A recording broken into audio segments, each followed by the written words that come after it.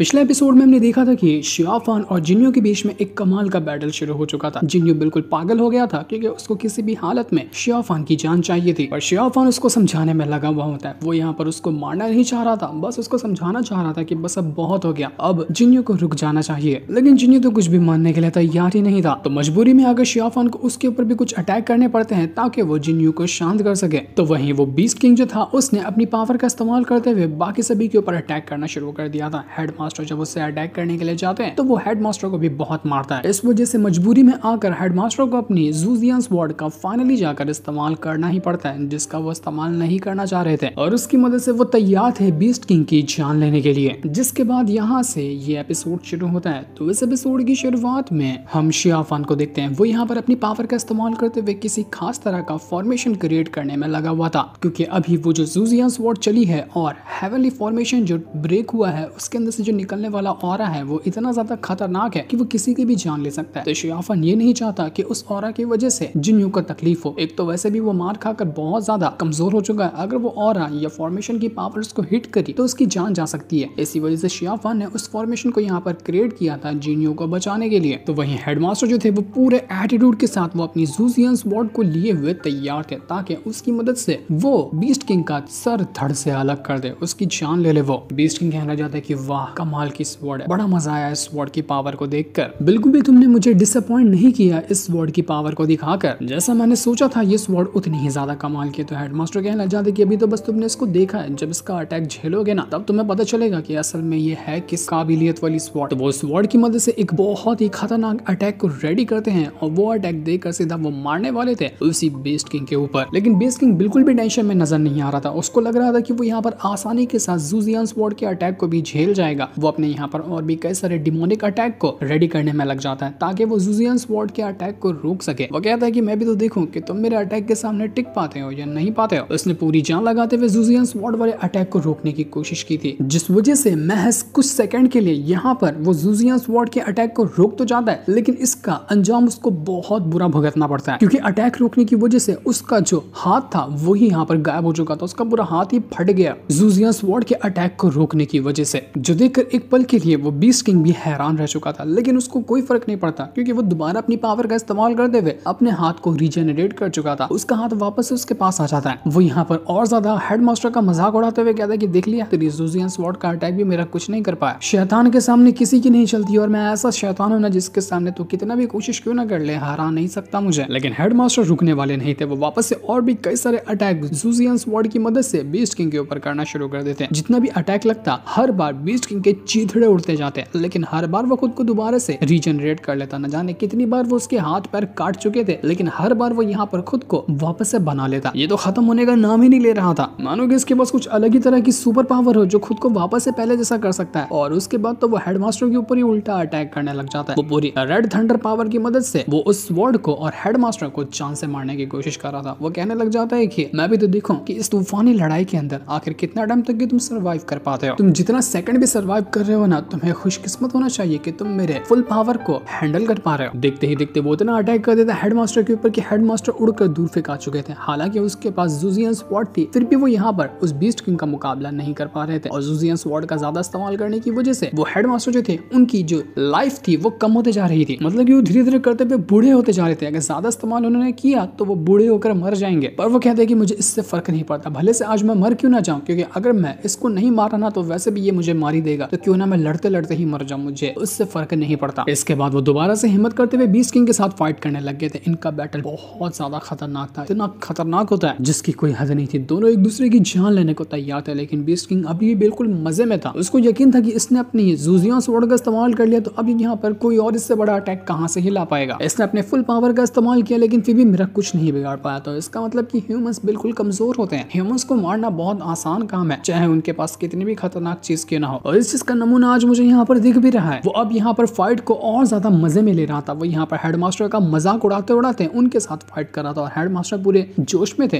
कि वो किसी भी हालत में बीस्ट किंग को मार सके। लेकिन धीरे धीरे करते हुए वो कमजोर होते हुए ही नजर आ रहे थे और पूरी तरह से बीस्ट किंग यहाँ पर उनको और उनकी जूजियन स्वॉर्ड को घेर लेता है। वो पूरी तरह से हेडमास्टर की जान लेना चाह रहा था। बीस्ट किंग हंसते हुए और मजाक उड़ाते हुए कहने लग जाता है कि देखो कितना बहादुर इंसान है, अपने लोगों को बचाने के लिए इसने अपनी जान की फिक्र नहीं की और इतनी कमाल की स्वॉर्ड को बाहर निकाल निकाल लिया। जरा देखो तो अभी तक इसके अंदर इतनी हिम्मत है कि अपने लोगों के लिए मरने को तैयार है। बहुत अच्छा लग रहा है। ऐसे ही इंसान को मारने में तो अलग ही किक मिलती है। वो कहते हैं कि हेडमास्टर क्या हुआ, थक गए क्या? और कुछ कमाल का अटैक नहीं है, मुझे और अच्छे अटैक देखना है। कि कल तुम्हारे पास स्वॉर्ड थी, कोई और भी नया अटैक निकालो ना, मैं और मार खाना चाहता हूँ तुम्हारे हाथों से। पर तब हेडमास्टर अपनी पूरी ताकत लगाकर एक और बहुत ही खतरनाक वाला अटैक कर देते हैं उसी बीस्ट किंग के ऊपर, जिस वजह से वो जो बीस्ट किंग अटैक कर रहा था उसके अटैक डिस्ट्रॉय हो चुके थे।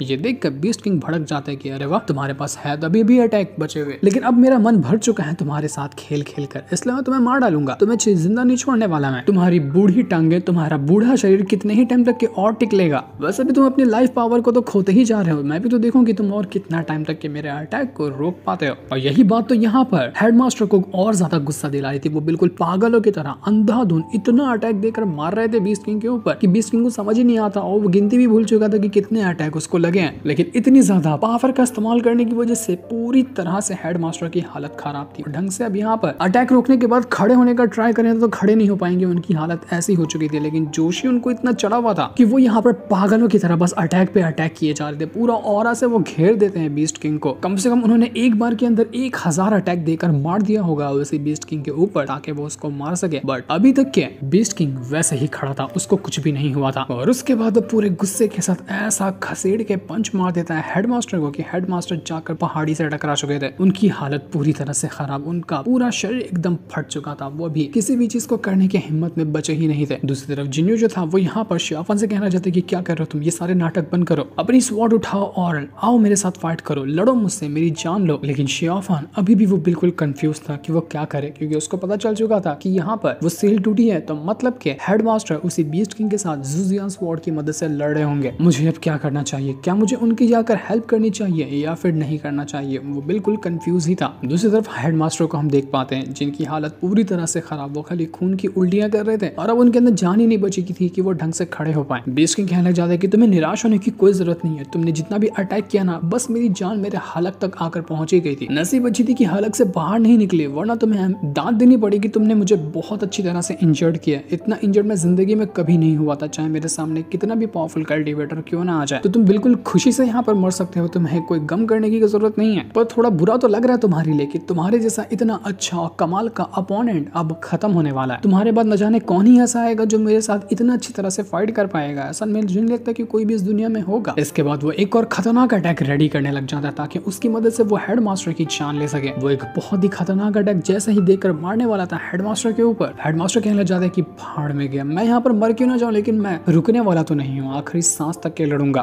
तो वो दोबारा से पूरी ताकत लगाते हुए बीस्ट किंग का जो अटैक था उसको यहाँ पर रोकने की कोशिश में लगे हुए थे। वो यहाँ पर उस अटैक को रोकने की कोशिश कर रहे थे। वो कहते हैं कि अगर मुझे जीत की एक हल्की सी भी किरण नजर आती ना, तब भी मैं यहाँ पर फाइट करूंगा, क्योंकि मैं ऐसे पीछे हटने वाले में से नहीं हूँ। वो दोबारा से यहाँ पर बीस्ट किंग के साथ फाइट करना शुरू कर चुके थे। जितनी बची कुची जान थी उन्होंने सब लगा दी थी और अब यहाँ पर वो उसके ऊपर अटैक करते हुए इस तरह के अटैक कर रहे थे कि वो बीस्ट किंग की पावर को निचोड़ने की कोशिश कर रहे थे। जिस वजह से होता यह है कि ज़ुज़ियान स्वॉर्ड का जो अटैक था वो जैसे ही बीस्ट किंग को लगा था, वो यहाँ पर अपनी पावर का ढंग से इस्तेमाल नहीं कर पा रहा था। उसके ऊपर एक अजीब सा फॉर्मेशन लगने लग जाता है जिस वजह से उसकी पावर सील हो रही थी। और उसके बाद हेडमास्टर उस बीस्ट किंग को मारने को तैयार थे। उनका दिल ऐसा धड़क रहा था कि मानो अभी फट कर बाहर आ जाएगा, क्योंकि वो भी बस अपनी आखिरी सांसें ही गिन रहा था। लेकिन फिर भी हेडमास्टर हार मानने को तैयार नहीं। उनके लिए तो रिस्पेक्ट है कि उन्होंने क्या कमाल की फाइट की। वो पूरी जान लगाते हुए बीस्ट किंग को मारने की कोशिश कर रहे थे और बीस्ट किंग यहाँ पर अपनी पावर को ढंग से इस्तेमाल नहीं कर पा रहा था, उसकी पावर सील होने की वजह से। तो इस वजह से जितने भी अटैक थे वो सारे अटैक जाकर उसको लग जाते हैं। वो एकदम पगला गया था कि ये क्या हो रहा है। और तब वहां पर हेडमास्टर उसके अंदर अपनी स्वॉर्ड घुसाते हुए उसकी जान लेने की कोशिश कर रहे थे। वो बीस्ट किंग हेडमास्टर से कहने लग जाता है कि आखिर क्यों तुम यहाँ पर अपनी जान को दांव पर लगा रहे हो, ऐसे इंसानों के लिए जो खाली लालच से, धोखेबाजी से और गद्दारी से भरे हुए हैं। तुम्हें लगता है कि ऐसे इंसानों के लिए अपनी जान दांव पर लगाना, खुद को जान से खत्म कर लेना क्या सही होगा? इन लोगों से तुम्हें क्या फायदा हो रहा है? साफ पता चल रहा था कि वो यहाँ पर हेडमास्टर को भड़काने की और उनका माइंड डाइवर्ट करने की कोशिश कर रहा है ताकि वो उसको छोड़ दे। लेकिन हेडमास्टर के ऊपर उसकी किसी भी बातों का कोई असर नहीं होने वाला था। वो यहाँ पर रुकने को तैयार नहीं। वो अपनी पूरी की पूरी ज़ुज़ियान स्वॉर्ड लिए हुए घुसेड़ देते हैं उसको उसी बीस्ट किंग के अंदर। उनका शरीर पूरी तरह से फट रहा था, उनके शरीर पे क्रैक्स आ चुके थे। बीस्ट किंग कहता है कि हेडमास्टर तेरी पूरी पावर एग्जॉस्ट हो गई, बस तू अब मरने वाला है। अब तेरी स्वॉर्ड मेरे अंदर जाएगी तो या फिर मैं मरूंगा या फिर दोनों एक साथ मरेंगे या फिर तू ही मर जाएगा। ये चीज देखकर जितने भी लोग वहां पर मौजूद थे सभी की आंखें नम हो जाती है। वो अपने हेडमास्टर की इस तरह से हालत कभी ना देखे थे, ना कभी देखने की उम्मीद लगाए थे। बिल्कुल ही इमोशनल कर देने वाला सीन था और धीरे धीरे करते हुए हेडमास्टर जो थे उनकी पकड़ छूटते जा रही थी। वो अभी तक बीस्ट किंग को मार नहीं पाए थे, लेकिन उनकी हालत ऐसी खराब थी कि उनका हाथ ढीला पड़ रहा था स्वॉर्ड के ऊपर से।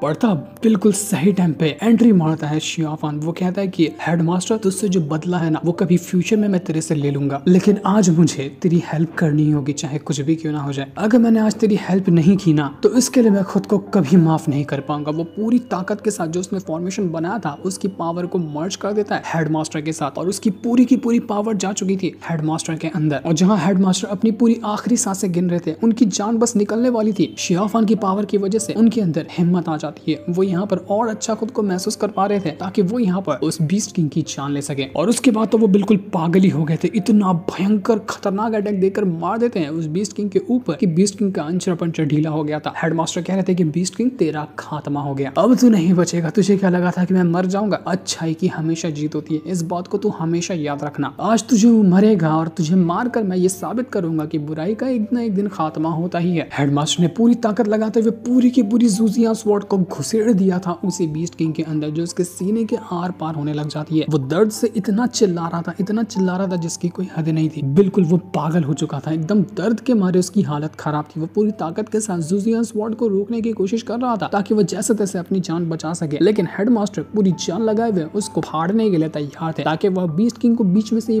फाड़ कर अलग कर दे। और उसके बाद देखते ही देखते होता है एक बड़ा सा धमाका। धमाका इतना खतरनाक था कि कुछ पता ही नहीं चलता हमें कि असल में यहाँ पर हुआ क्या, कौन मरा कौन जिंदा है, रिजल्ट क्या आया इस फाइट का। लेकिन तब हम देख पाते हैं कि वो जो बीस्ट किंग है वो आसमान पे से जमीन पर गिरता जा रहा है। वो होश में नहीं है, वो बेहोश था। हो सकता है कि यहाँ पर फाइनली बीस्ट किंग मर गया, उसकी जान चली गई और वो यहाँ पर मरते हुए नीचे गिर रहा है। तो वही शियाफान जब अभी तक अपनी पावर को हेडमास्टर के अंदर डाल रहा था तो जिन्नू को पता नहीं चलता कि शियाफान क्या कर रहा है। वो सीधा अपनी स्वॉर्ड लिए पीछे से ही शियाफान को मारने की कोशिश करता है ताकि वो शियाफान की जान ले सके, लेकिन वो ये कर पाता इससे पहले ही वहां पर ज़ूकी आकर पहुंच जाती है और उसने अपनी पावर का इस्तेमाल करते हुए उस जिन्नू को रोक लिया था। इस पावर को देखकर ज़ूकी समझ चुकी थी कि ये पावर किसी और की नहीं बल्कि शियाफान की है। उसको पता चल गया कि शियाफान अभी भी जिंदा है, इसलिए वो भागी भागी उससे मिलने के लिए आई हुई थी। वो उसको देखकर कहती है कि तुम अभी तक के जिंदा हो, आखिर तुमने मुझे क्यों नहीं बताया कि तुम अभी तक जिंदा हो? पता है मैं तुम्हारे लिए कितनी ज्यादा टेंशन में थी। जिन्नू यहाँ पर ज़ूकी से कहता है कि ज़ूकी पागल हो गया, इससे इतना अच्छे से बात क्यों कर रही हो, जान से मार डालो इसको, इसने मेरे मास्टर को मार दिया। लेकिन ज़ूकी बस यहाँ पर शियाफान को देखी जा रही थी। वो यहाँ पर एकदम इमोशनल, एकदम खुशी, उसका एक्सप्रेशन ही ऐसा था कि यहाँ पर उसको बयां ही नहीं किया जा सकता। उतनी प्यार भरी निगाहों से वो शियाफान को देख रही थी। लेकिन पीछे से जिन्नू कहने लग जाते कि शियाफान नाम का ऐसा कोई इंसान इस दुनिया में रहता ही नहीं है। वो हमारा जो शियाफान था वो कब का मर चुका है, हमारे सामने जो खड़ा ये एक शैतान है, इससे अच्छे से बात मत करो, उसको जान से मार डालो। ये हमारे सेट के फॉरबिडन एरिया में गया, मास्टर को जान से मारने की कोशिश की इसने, ये वो शियाफान नहीं हो सकता, ये एक धोखेबाज गद्दार है। और ऐसे इंसान का तुम साथ देने के लिए यहाँ पर आई हो, तुमसे ये उम्मीद बिल्कुल भी नहीं थी मुझे। लेकिन ज़ूकी कुछ भी सुनने को तैयार नहीं थी। वो बस यहाँ पर शियाफान से कहती कि शियाफान मेरी बात मानो और चले जाओ यहाँ से हमेशा के लिए। बस तुम्हें जिंदा देखकर मुझे सुकून मिल चुका है, लेकिन अब मैं यहाँ पर तुम्हें और टाइम तक के नहीं देख सकती। तो शियाफान कहता है कि चला जाऊं, कहाँ चला जाऊं, तुम ये बताओ ना कि मैं कहाँ जाऊं। शायद ये दुनिया खत्म हो चुकी है मेरे कहीं जाने के लिए। लेकिन जिन्नू जो था वो अभी भी बीच में आकर ज़ूकी से कह रहा था कि ज़ूकी क्या तुम भी यहाँ पर मुझे धोखा देने की कोशिश कर रही हो, तुम भी शियाफान के साथ होकर मेरे खिलाफ हो जाओगी। मैंने ये नहीं सोचा था, हमारी दोस्ती का क्या हुआ, तुम तो मुझ पर भरोसा करती थी ना। आज इस इंसान के लिए तुमने मेरे साथ गद्दारी की, तुम इसको बचाना चाहती हो, मुझे ये बिल्कुल भी बर्दाश्त नहीं होगा। शियाफान भी एकदम इमोशनल हो चुका था कि वो करे तो करे क्या। वो बिल्कुल स्टैचू होकर वहीं पर खड़ा था, उसको कोई आइडिया नहीं होता कि अब उसे आगे क्या करना चाहिए। तभी वहां पर